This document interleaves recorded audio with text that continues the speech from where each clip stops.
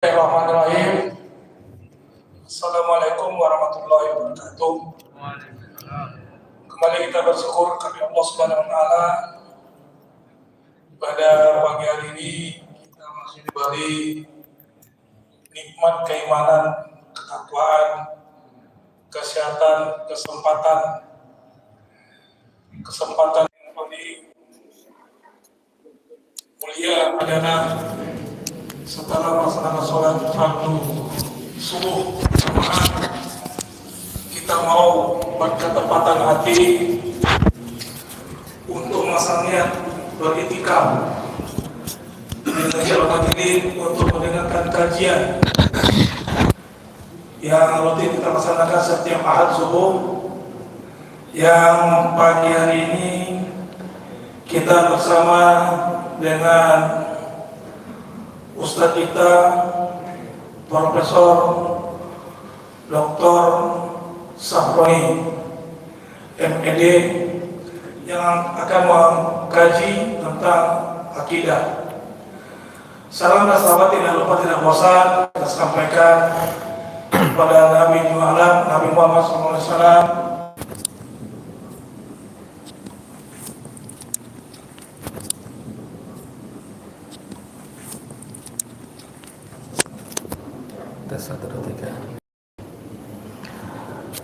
Assalamualaikum warahmatullahi wabarakatuh. Alhamdulillahi rabbil alamin wa bihi nasta'inu ala umuri dunya wa din. Wassalatu wassalamu ala asyrafil anbiya'i wal mursalin sayyidil awwalin wal akhirin wa ala alihi wa ashabihi wa azwajihi wa dhurriyyatihi wa ahli baitihi ajma'in. Rabbi shrah li sadri wa yassir li amri wahlul 'uqdatam min lisani yafqahu qawli. Allahumma 'allimna ma yanfa'una wanfa'na bima 'allamtana. Rabbana zidna ilma warzuqna fahma. Amin ya rabbal alamin. Kaum muslimin dan muslimat yang dirahmati oleh Allah Subhanahu wa taala, di kesempatan pagi hari ini bersyukur kita kepada Allah atas kenikmatan yang begitu banyak yang Allah anugerahkan kepada kita. Salah satu kenikmatan yang Allah berikan adalah kesehatan. Hadir kita di majelis ini dalam kondisi sehat walafiat, dan semoga Allah Subhanahu wa taala senantiasa memberikan taufik kepada kita untuk kita bisa menggunakan umur yang Allah berikan ini dalam ketaatan kita kepada Allah. Amin ya rabbal alamin. Kedua kalinya salawat beserta salam marilah sama-sama kita kirimkan kepada junjungan kita Nabi besar Muhammad sallallahu alaihi wasallam. Allahumma sholli ala sayyidina Muhammad wa ala ali sayyidina Muhammad. Kaum muslimin dan muslimat yang dirahmati oleh Allah Subhanahu wa taala, terima kasih Pak Ketua yang telah memberikan waktu.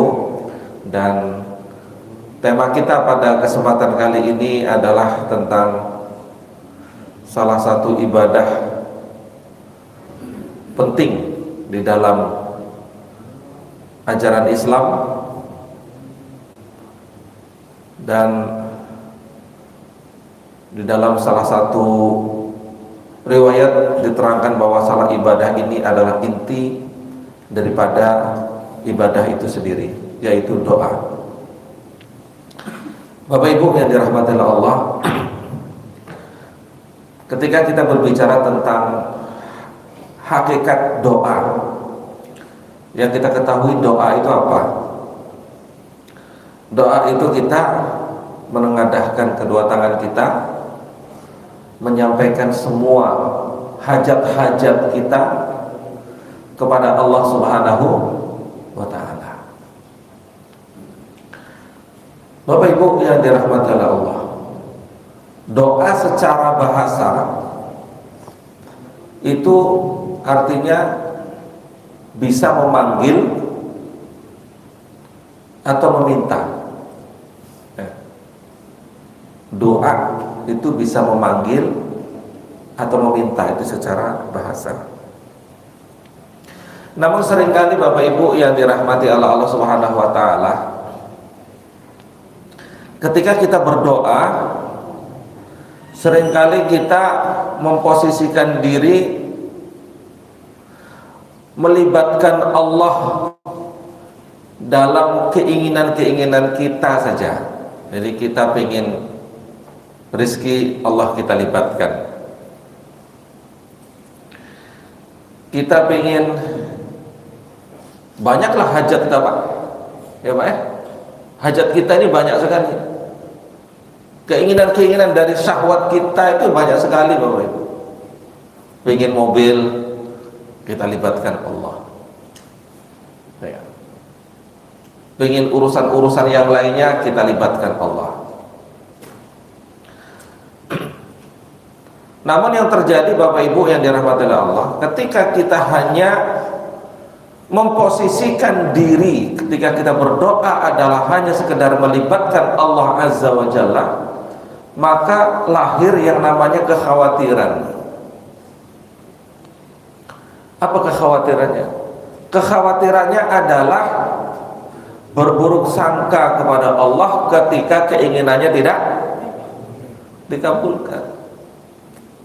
Alih-alih kita mendapatkan pahala dan beribadah, malah kita terjebak pada su'uzon kepada Allah, melakukan dosa besar, berburuk sangka kepada Allah. Kita berburuk sangka sama manusia pun tak boleh, kita berburuk sangka pula sama Allah. Kenapa?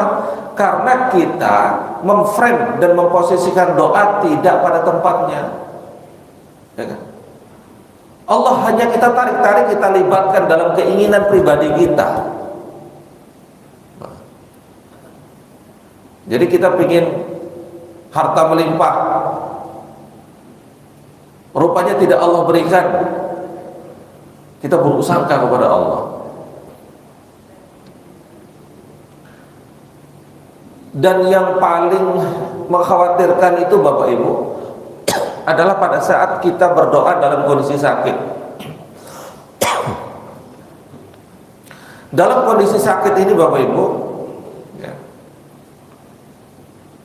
orang sakit berpayah-payah, dia berdoa kepada Allah,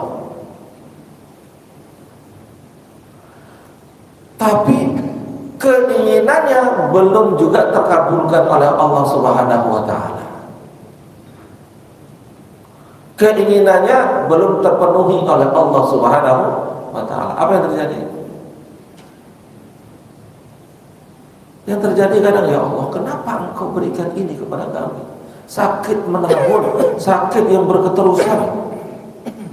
Aku ingin sembuh. Kenapa Engkau berikan ini? Akhirnya kita menyalahkan Allah, menggugat Allah, dan bersuuzon kepada Allah. Bukan kita mendapatkan pahala, tapi malah kita mendapatkan dosa. Nah, yang paling berpotensi untuk kita mendapatkan dosa, nah ini Bapak Ibu,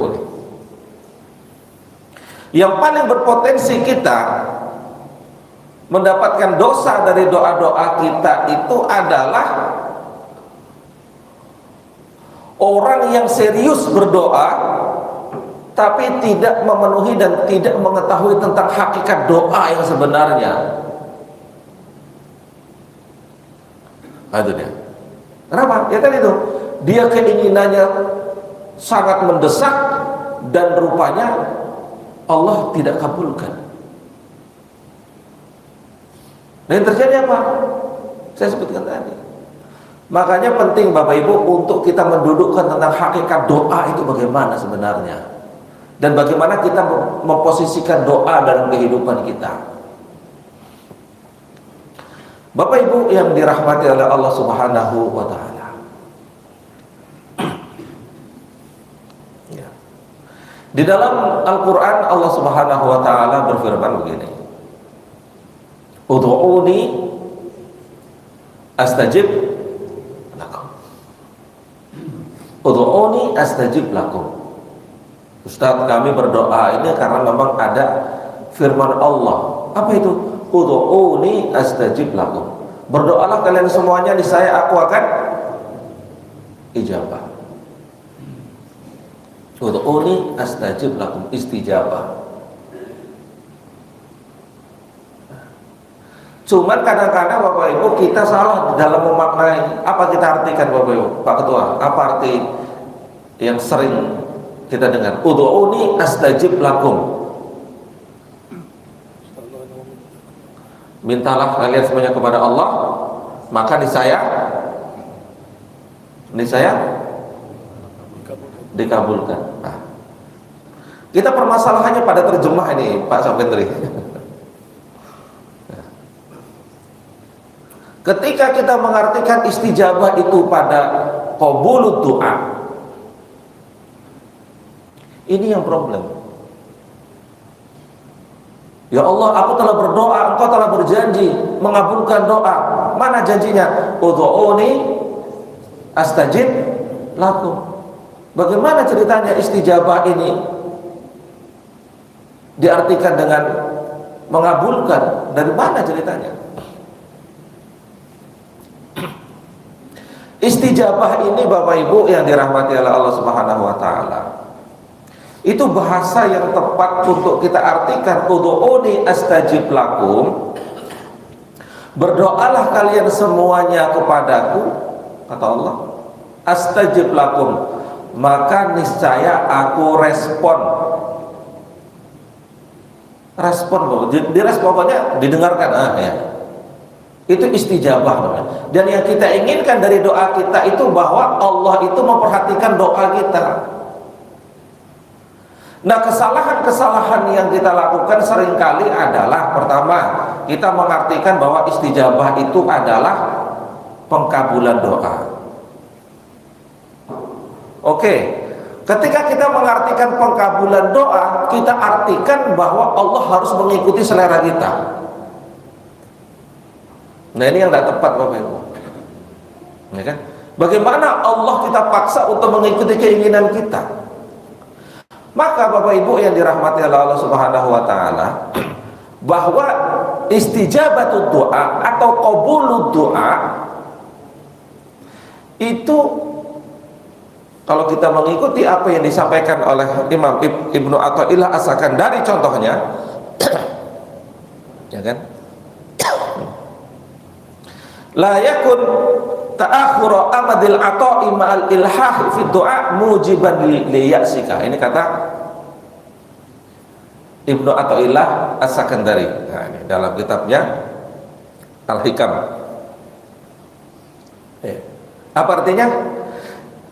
Jangan terlambatnya pemberian Allah Subhanahu wa taala kepadamu, ya kan? Disertai dengan ilhah, itu terus menerus kita berdoa itu. Nah, kita terus berdoa, ya Allah, kabulkanlah ya Allah. Ya Allah, berilah kesehatan, ya Allah, berilah kesehatan.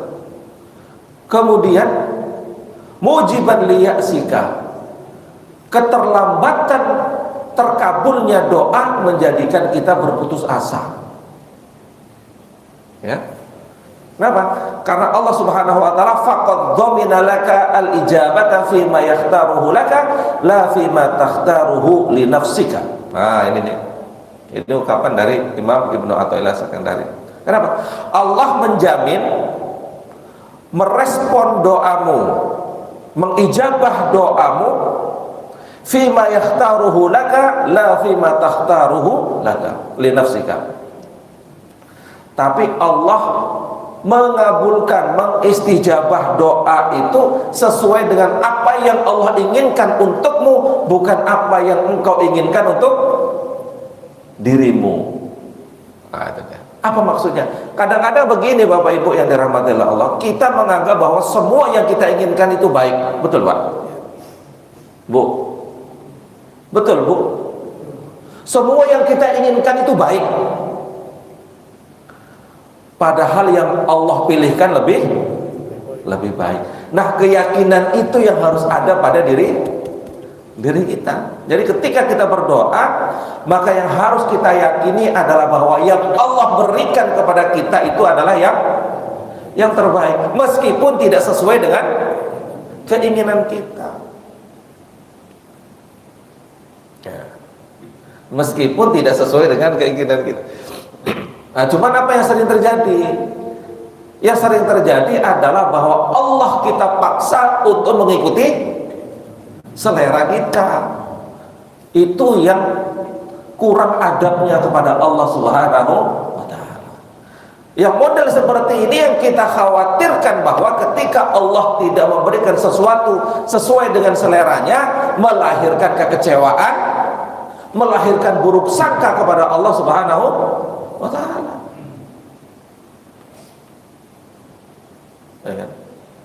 Kita pingin contohnya anak kita lolos di perusahaan tertentu atau di PNS atau di apa, kita menganggap bahwa itu yang terbaik, betul Pak Bu? Tapi rupanya Allah menginginkan yang lain, dan kita menganggap bahwa keinginan kita itu yang lebih baik untuk anak kita. Dan yang harus kita tanamkan Bapak Ibu yang dirahmati Allah, dalam akidah kita, dalam keyakinan kita, bahwa yang Allah pilihkan pasti yang terbaik.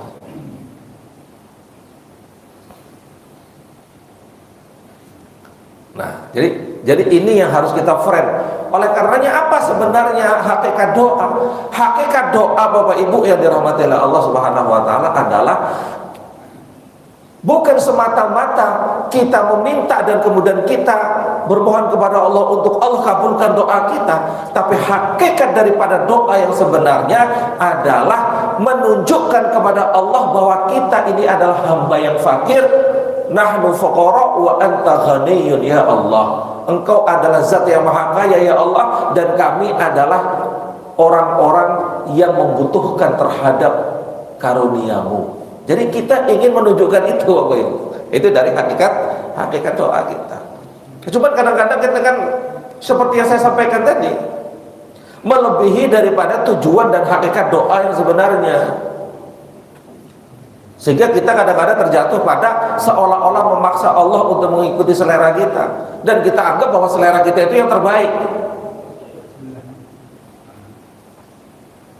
Nah, ini yang harus kita luruskan dalam kita memahami doa. Makanya kalau kita contohnya Bapak Ibu, kita memahami tentang bagaimana ungkapan Umar Ibn Khattab.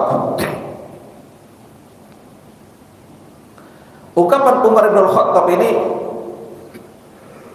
mempertegas tadi yang dikatakan oleh Umar Ibn Khattab dalam salah satu ungkapan yang terkenal. Kita ambil contohnya di kitab Fawaid, di kitab Ibnul Qayyim. Beliau mengatakan begini, la ahmilu ijabata du'a wa innama ahmilu hammad du'a. Apa artinya? Kalau dalam bahasa kita itu begini Bang, aku ini berdoa, kata Umar, tidak penting mau dikabulkan mau enggak. Itu Pak Ketua ya. Jadi saya ulangi sekali lagi. Kata Umar Ibn Khattab mengatakan, kalau dalam bahasa kita ini, tidak penting aku berdoa ini, aku nggak penting doa ini mau dikabulkan atau enggak. Cuman yang aku pentingkan adalah aku ada keinginan untuk berdoa. Nah, itu dia. Ya. Ada keinginan untuk berdoa. La ahmilu ijabata du'a wa innama ahmilu hamad doa. Tidak penting bagiku dikabulkan atau tidaknya doa ini oleh Allah, tapi yang paling penting adalah aku ini diberikan taufik, diberikan ilham oleh Allah untuk aku bermohon kepada Allah. Jadi bermohon saja. Jadi bermohon apa? Bermohon tidak ada kaitannya dengan apa selera kita. Kalau kita mau menyampaikan selera-selera kita, sampaikan saja, tapi harus dilandasi bahwa yang Allah berikan adalah yang terbaik. Nah, jadi kalau Bapak Ibu mau banyak berdoa, ini dulu landasan ini yang harus sahih, yang harus benar. Kalau tidak, terjebak kita pada suuzon kalau Allah tidak memberikan sesuatu yang sesuai dengan selera selera kita. Jadi Bapak Ibu ya. Oleh karenanya Bapak Ibu yang dirahmati Allah, kalau kita memahami tentang hakikat doa seperti ini, kan ada begini, ada orang-orang yang mengatakan, ngapa juga doa pakai bahasa Arab? Jamaahnya nggak ada yang paham. Betul Pak? Betul Bu? Ngapa doa pakai bahasa Arab? Itu imam panjang-panjang doanya, toh makmumnya tidak paham. Untuk apa berdoa? Yang penting doa. Makanya menurut saya Bapak Ibu, mau paham apa yang didoakan dan tidaknya apa yang didoakan itu menurut saya ya, ada penting. Makanya doa ya pakai doa bahasa Arab, nggak paham bagaimana? Nggak apa-apa. Yang penting apa? Bahwa pada saat kita berdoa, kita sedang menunjukkan bahwa kita ini rendah, kita ini fakir, kita ini sedang meminta kebaikan kepada Allah Subhanahu wa Ta'ala. Pokoknya kebaikan yang Allah pandang kita baik. Jadi apa yang didoakan oleh imam tadi? Entahlah Pak, pokoknya minta kebaikan. Nah, gitu aja Pak. Betul Pak? Nah, kalau menurut saya malah bagi orang yang memang tidak memahami tentang hakikat doa dengan benar, bagusnya dia nggak paham. Kenapa? Kalau dia tidak paham dengan doa, yang ada pada saat dia berdoa adalah rasa bahwa ia adalah manusia yang fakir, manusia yang sedang membutuhkan karunia Allah. Pokoknya ya Allah, berikan aku kebaikan ya Allah.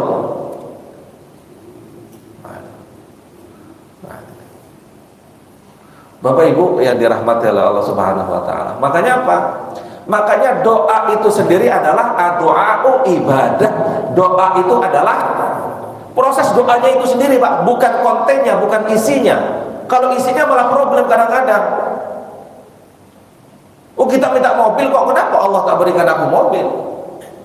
Aku minta anak saya masuk PNS, kenapa nggak Allah kabulkan? Sudah mencoba berulang kali, tetapi tidak lolos juga. Ngapain kita doa? Akhirnya berdosa kita kepada Allah, karena kita menganggap bahwa keinginan kita itu yang terbaik. Kita terjebak di situ Bapak Ibu. Makanya hakikat doa itu adalah kita bermunajat kepada Allah Subhanahu wa Ta'ala, mau paham atau tidak paham doanya, kita lantunkan karena kita sedang menunjukkan iyyaka na'budu wa iyyaka nasta'in. Hanya kepadamu ya Allah aku beribadah, dan hanya kepadamu ya Allah aku meminta. Ya sudah, itu aja. Hanya kepada iyyaka na'budu wa iyyaka nasta'in. Nanti ditanya Pak Ketua, Pak, apa doa yang tadi? Entahlah, tak paham aku apa yang didoakan mau Ustaz itu. Tidak ada masalah. Yang penting kita berdoa. Makanya kalau ada orang yang ngomong, ngapain kita berdoa? Toh kita nggak paham artinya. Nah, itu agak kurang paham sedikit ya, tentang hakikat. Makanya Bapak Ibu yang dirahmati Allah Subhanahu wa Ta'ala, ada satu perdebatan. Ini perdebatan tapi bukan di kalangan awam ya, saya sampaikan aja. Perdebatan di kalangan ulama dan di kalangan para pecinta Allah Subhanahu wa Ta'ala. Dan perdebatan ini ada di dalam kitab namanya kitab Adhkar. Kitab Adhkar ini artinya kitab kumpulan zikir-zikir yang disusun oleh Imam An-Nawawi. Di dalam kitab Adhkar ini, pada pembahasan doa ada satu perdebatan ulama. Perdebatannya agak unik Bapak Ibu, bagi kita ini agak unik, tapi itu terjadi dan itu menjadi diskursus dalam keilmuan Islam. Perdebatannya itu begini, mana yang paling afdol, berdoa atau tak berdoa? Itu berdoa atau tidak berdoa. Ini kalau Bapak Ibu jawab, apa kira-kira yang paling afdal?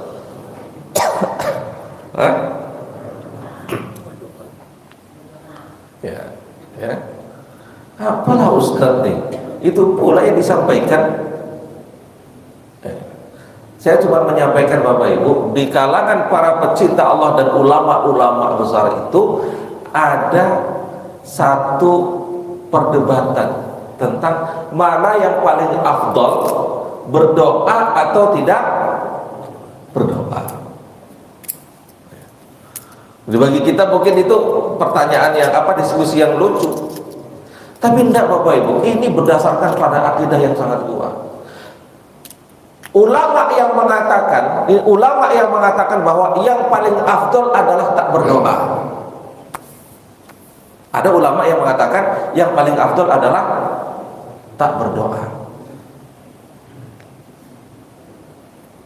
Ada ulama yang lain yang mengatakan bahwa yang paling afdal itu adalah berdoa. Saya akan berikan argumentasi masing-masing. Yang mengatakan bahwa tidak berdoa itu yang paling afdal, tidak berdoa yang paling afdal adalah karena ia meyakini bahwa apa yang Allah berikan itu yang terbaik. Ya kan?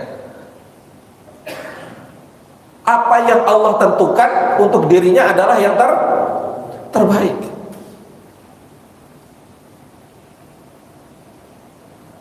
Dan doa Bapak Ibu itu tidak selalu dalam bentuk mengangkat tangan dan bermunajat kepada Allah. Karena bagi para pecinta Allah Subhanahu wa taala, hari-harinya ia senantiasa berkomunikasi dengan Allah. Maka bagi mereka yang paling afdal antara doa atau tak berdoa adalah tidak berdoa. Ini bagi yang cuman pemahamannya seperti ini kan gitu.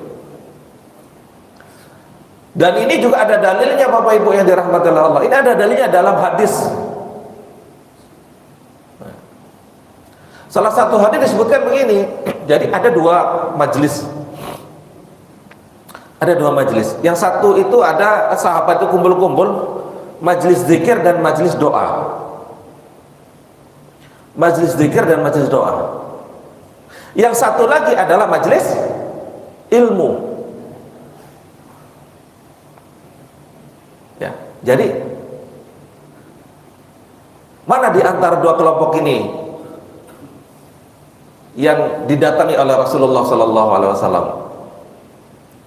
Rupanya Rasulullah sallallahu alaihi wasallam datang dan bergabung dengan majelis ilmu.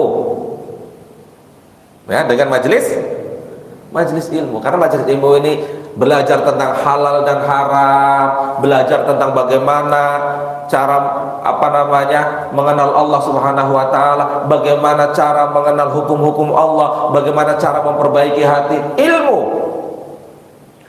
Sedangkan majelis zikir dan majelis doa adalah majelis di mana mereka kadang hanya melantunkan keinginan-keinginan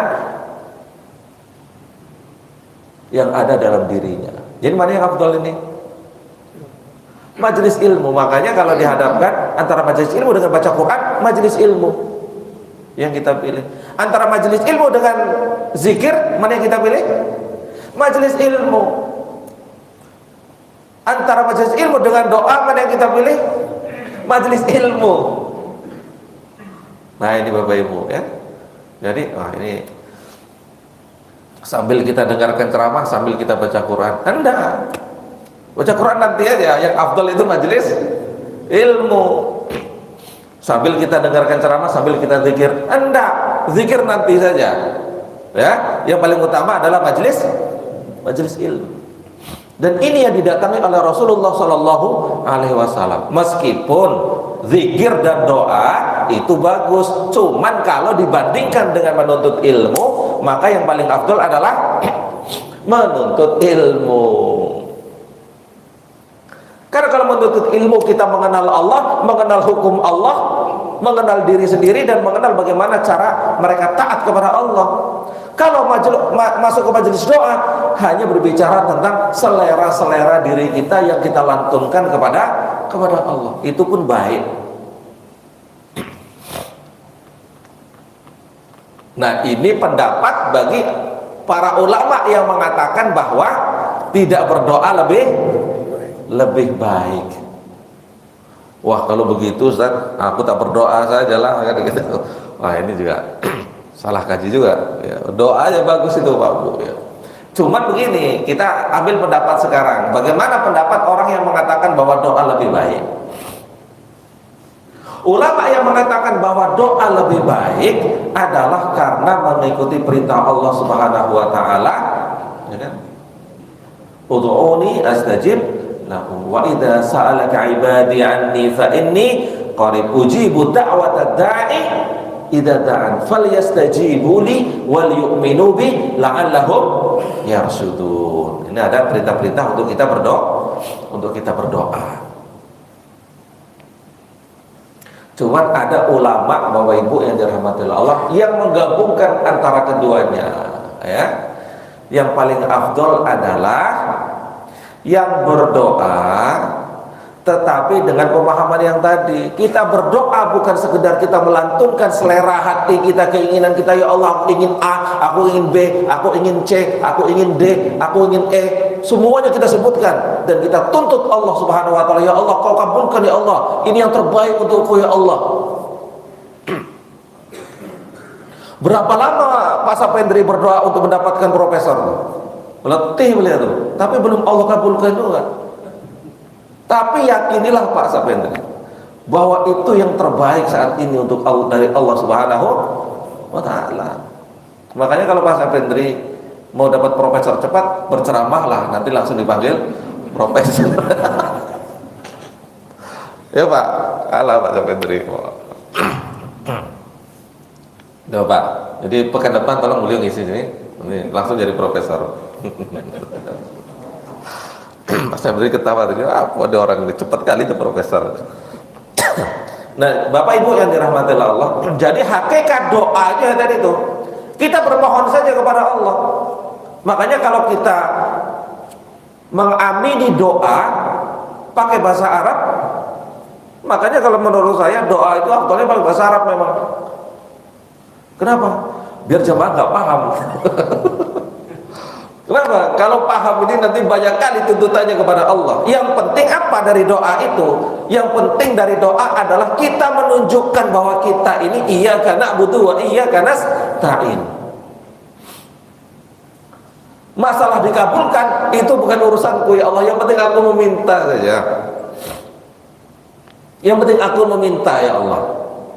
Nah, oleh karenanya Bapak Ibu, kalau mau berdoa dan kencang doanya, silahkan saja, tapi harus dibangun di atas keyakinan bahwa yang Allah tentukan untuk kita adalah yang terbaik. Kalau itu belum ada, jangan berdoa Bapak Ibu. Kalau kita belum meyakini betul bahwa yang Allah berikan kepada kita adalah yang terbaik, jangan berdoa. Kenapa? Karena kita bisa salah paham kita dengan Allah. Ngapainlah kami doa-doa ini Pak? Kami setelah rajin sholat, setelah rajin ini, rezeki malah tambah seret kan gitu. Akhirnya apa? Akhirnya dia bersuuzon kepada Allah, berburuk sangka kepada Allah. Nah itu hakikat doa Bapak Ibu. Makanya doa itu adalah ibadah. Nah kemudian Ibnu Athaillah As-Sakandari masih dilanjutkan Bapak Ibu. Ya. Allah telah menjamin pengkabulan doa sesuai dengan apa yang Allah inginkan untukmu, bukan apa yang engkau inginkan untuk dirimu. Ya. Jadi intinya adalah khususnya yakini bahwa kalau kita minta A, rupanya Allah kabulkan yang B. Yakini bahwa yang B itu yang terbaik menurut Allah untuk kita. Itu seni. Jadi doa pun perlu seni Pak. Kalau doa kita tidak ada seninya seperti ini, maka kita kadang akan terjebak kepada dosa dan menyalah-nyalahkan Allah Subhanahu wa taala. Dan kemudian fil waqtil ladzi turidu. Ya, Wa fil waqti alladhi yuridu la fil waqti alladhi turid. La fil waqti alladhi turid. Dan dikabulkan di waktu yang Allah inginkan, bukan di waktu yang engkau inginkan. Jadi kalau kita memahami tentang hakikat doa seperti ini, banyak-banyaklah berdoa Bapak Ibu yang dirahmati oleh Allah. Ya. Apa yang Allah inginkan bukan yang kita inginkan, waktu yang Allah inginkan bukan waktu yang kita inginkan. Jadi intinya apa sih sebenarnya dari kita berdoa? Kita berdoa kan minta kebaikan, betul Bapak Ibu? Ya Pak ya Bu ya. Kita berdoa ini minta kebaikan. Rabbana atina fid dunya hasanah wa fil akhirati hasanah wa qina adzabannar. Cuman yang salah kadang-kadang kita mendefinisikan dunia itu baik kalau kita punya duit banyak. Dunia baik kalau kita badannya sehat. Dunia baik kalau kita punya kendaraan yang bagus. Dunia yang baik itu kan definisi kita. Masa Allah kita paksa untuk mengikuti definisi kebaikan kita? Ini tak tepat. Maka ketika kita berdoa Rabbana atina fid dunya hasanah, ya Allah berikanlah kehidupan kami di dunia ini adalah yang baik. Yang baik bagaimana? Menurutmu ya Allah, bukan menurutku. Pokoknya yang Kau berikan terbaik untuk diriku ya Allah. Nah, kalau kita bisa seperti itu Bapak Ibu, banyak-banyaklah berdoa. Ya, banyak-banyak. Jadi kalau menurut saya pribadi Bapak Ibu yang dirahmati Allah, kita menggabungkan antara keduanya.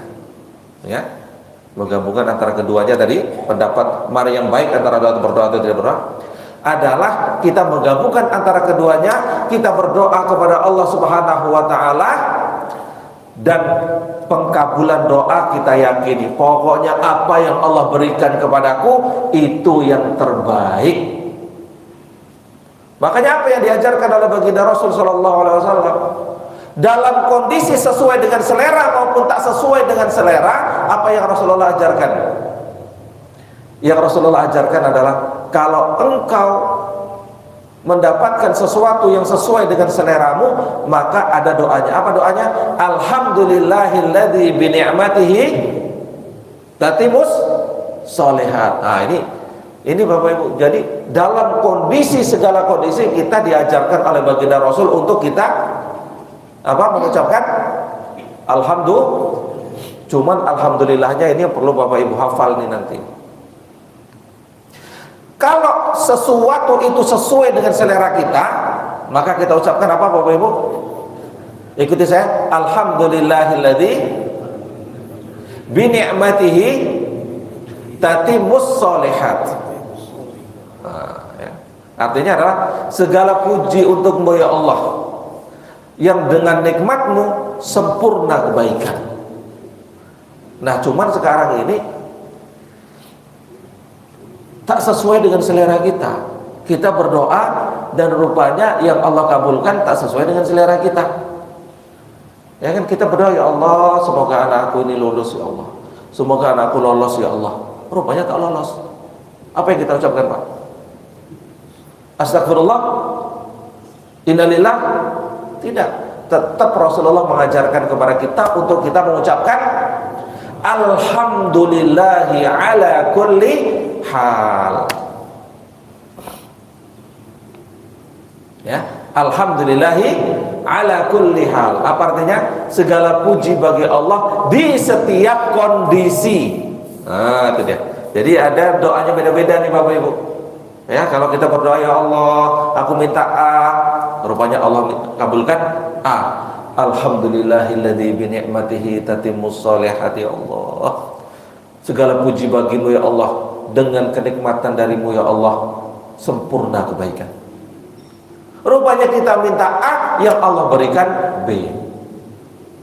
Kita tetap membaca apa Bapak Ibu? Alhamdulillah. Jangan mengucapkan astagfirullah. Astagfirullahaladzim ya Allah, apa dosaku? Kenapa kau kabulkan? Salah. Inti dari doa adalah kita minta kebaikan, cuman mengikuti definisi Allah, bukan definisi kita. Ini kadang-kadang itu kesalahan kita ini Bapak Ibu adalah kita mendefinisikan kebaikan sesuai dengan selera kita. Itu yang problem.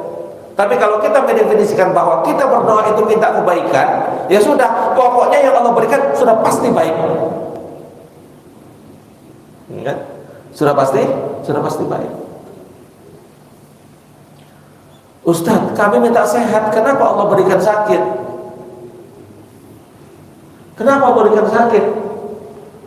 Itu yang terbaik bagi Allah. Kenapa? Karena Allah ketika memberikan sakit, dengan sakit itu dosa-dosa kita diampuni. Maka Bapak Ibu yang dirahmati oleh Allah Subhanahu wa taala, nanti di akhirat, ini Bapak Ibu. Nanti di akhirat. Ini sekarang kalau kita tanya, Bapak Ibu pengen sehat atau pengen sakit?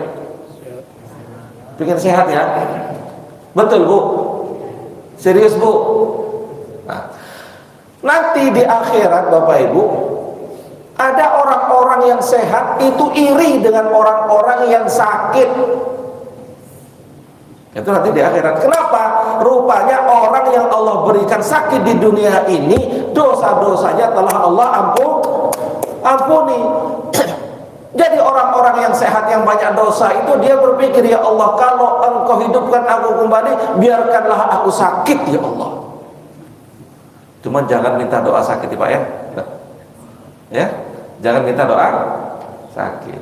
Tapi maksud saya begini, maksud saya adalah bahwa nanti orang-orang yang sehat itu akan iri dengan orang-orang yang sakit. Kapan Pak? Di akhirat.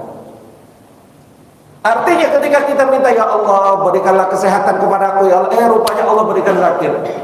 Baik atau buruk Bapak Ibu? Bagi Allah baik. Bagaimana lagi? Tapi Pak, aku pengen sehat Pak. Allah pengen sakit. Kenapa? Karena Allah sayang denganmu. Kau banyak dosa. Jadi Allah berikan sakit. Agar apa? Agar dosa-dosamu dihapuskan oleh Allah Subhanahu wa ta'ala. Itu yang dimaksud dengan husnuzon billah, berbaik sangka. Dan itu yang dijanjikan oleh Rasulullah. Ma min muslimin asoba, tidaklah seorang muslim ditimpa suatu musibah, apakah dalam kondisi letih, apakah bentuknya letih, atau bentuknya sakit, atau bentuknya suntuk dia, sampai dengan ada duri yang masuk ke dalam kaki, itu adalah bagian dari takfirud dzunub, dari penghapusan dosa. Cuman kadang-kadang kita mengatakan yang lain, tak sesuai dengan apa yang Allah inginkan untuk kita. Makanya Bapak Ibu, intinya, wah ini kita pakai intinya ini Pak. Intinya kita di ungkapan Umar bin Khattab itu ada lanjutannya. Ana la ahmilu hammal ijabah. Tidak penting bagiku doa itu dikabulkan atau tidak. Walakin ahmilu hammad doa. Tapi yang paling penting adalah ada nggak keinginan dalam diriku untuk berdoa. Fa idza ulhimati du'a fa innal ijabah ma'ahu. Ini rupanya yang kedua ini. Kalau sudah diberikan ilham ke dalam diri kita untuk kita berdoa, biasanya dari situlah Allah akan berikan sesuai dengan selera kita. Jadi penting bagi kita Bapak Ibu fokus bukan kepada apa yang kita inginkan, tapi fokus kepada bagaimana kita berdoa kepada Allah Subhanahu wa ta'ala. Ini doa. Jadi inilah yang disebut dengan ad-du'a'u ibadatun. Doa itu adalah ibadah, bukan sekedar susunan dari permintaan-permintaan. Nah, makanya Rasulullah mendefinisikan ad-du'a'u ibadatun. Ya. Ada yang mengatakan ad-du'a'u mukhul ibadah. Ya. Tapi ketika kita teliti, ad-du'a'u ibadatun. Doa itu adalah ibadah. Ya. Bukan sekedar daftar keinginan kita A, B, C, D, E, F, G. Oleh karenanya Bapak Ibu yang dirahmati Allah Subhanahu wa ta'ala, mari kita senantiasa mengingat apa yang disampaikan oleh Umar bin Khattab, yang aku pentingkan bukan pada pengkabulan doa, tetapi yang aku pentingkan adalah aku berdoa menyampaikan kelemahan diriku dan mewujudkan bagaimana Allah Subhanahu wa taala adalah zat yang senantiasa memberikan apa yang terbaik untuk kita. Bapak Ibu yang dirahmati Allah Subhanahu wa taala, mungkin itu materi yang bisa saya sampaikan pada kesempatan kali ini. Mungkin bisa dilanjutkan dengan diskusi.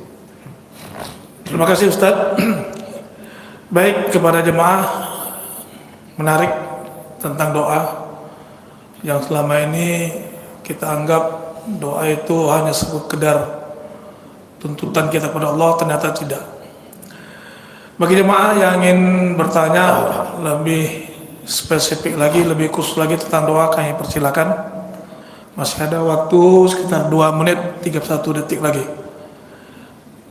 Silakan kalau ada. Ya, silakan Bu. Langsung. Waalaikumsalam warahmatullahi wabarakatuh.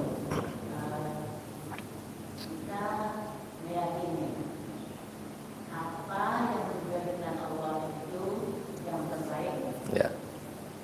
Nah, sekarang bagaimana kita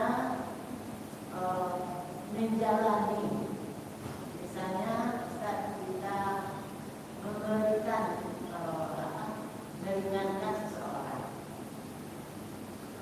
dan kita berharap dengan meringankan itu kita saling menolong, Allah meridai perbuatan kita. Tetapi kenyataannya yang kita inginkan itu kita malah dizalimi, tidak sesuai dengan janji orang yang kita tolong. Bagaimana kita menjalani, bagaimana kita berprasangka baik. Assalamualaikum warahmatullahi wabarakatuh. Waalaikumsalam warahmatullahi wabarakatuh. Oke. Pertama, ketika kita berbuat baik kepada manusia, maka yang harus kita luruskan ini Bapak Ibu, kita berbuat baik kepada manusia ikhlas karena Allah Subhanahu wa taala. Itu yang pertama. Karena begini, dalam satu ungkapan sebentar, idza akramtal karima malaktahu wa idza akramtal karima tamarroda. Ada istilah, ada ungkapan bait syair ya. Idza akramtal laima tamarroda wa idza akramtal karima tamallakta. Artinya ini, kalau engkau memberikan sesuatu kepada orang yang buruk, dia akan melawanmu. Tapi kalau engkau memberikan sesuatu kepada orang yang baik, maka engkau akan memilikinya. Nah, maksudnya begini, kadang-kadang Bapak Ibu, kadang-kadang dalam interaksi kita di masyarakat ini, kita memberikan sesuatu itu kepada orang, ingin orang itu berbuat baik kepada kita, ya kan? Nah, ini pada kondisi ini sendiri itu sudah sesuatu yang kurang tepat. Tapi biarkan Bapak Ibu yang dirahmati Allah, biarkan bahwa kebaikan itu, yakinlah bahwa kebaikan itu pasti Allah akan balas. Cuman kadang tidak harus lewat orang itu. Cuman kalau kita sudah patok, ya Allah aku ingin berbuat baik kepada dia, agar apa? Agar dia berbuat baik kepada diriku. Nah, ini yang harus kita luruskan dulu. Artinya apa? Kalau kita ingin berbuat baik tanpa kita harus meminta imbalan dari manusia, biarkan. Kenapa?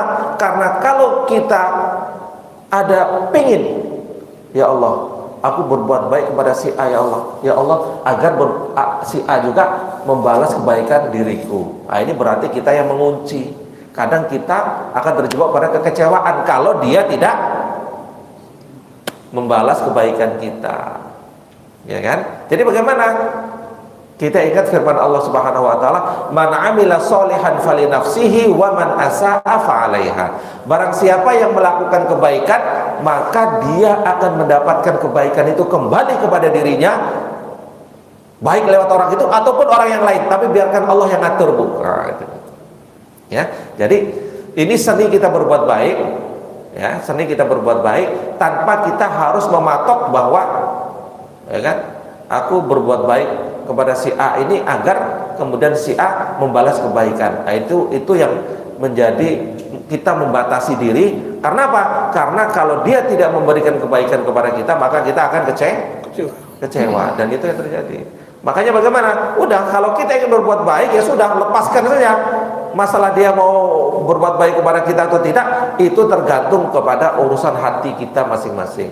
Cuman dalam kita bermasyarakat ini, Bapak Ibu, dalam urusan kita bermasyarakat, kadang kita ini harus saling paham memahami.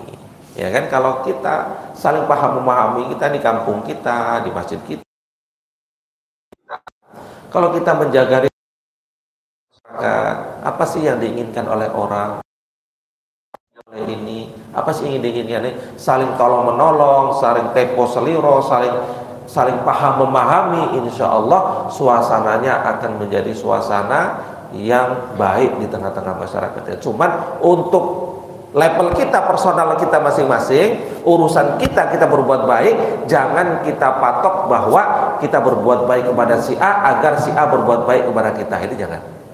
Tapi biarlah, kalau memang si A mau berbuat baik, ya urusan dialah. Tapi masalah dia mau berbuat baik kepada kita, itu bukan urusan saya. Biarkan kebaikan itu kembali kepada kita melalui orang yang Allah inginkan, bukan melalui orang yang kita inginkan. Nah, itu Pak. Baik, terima kasih karena waktunya untuk sholat sunat sudah masuk, maka ternyata selama ini pemahaman kita tentang doa itu masih kurang sempurna. Doa dilaksanakan dengan ilmu. Tadi dikatakan oleh Ustadz bahwa apa yang kita lakukan adalah sebuah penghambaan diri kita kepada Allah, karena Allah lah yang memiliki segala-galanya, dan apapun yang kita minta kita serahkan kepada Allah hasilnya. Mungkin ini kajian kita pada pagi hari ini, semoga kita diberi Allah kesehatan, kesempatan untuk ketemu di 3 pekan ke depan. Terima kasih atas kebersamaan. Setelah sholat sunat Isra nanti dulu kita kembali sarapan bersama. Demikian, wassalamualaikum warahmatullahi wabarakatuh. Waalaikumsalam warahmatullahi wabarakatuh.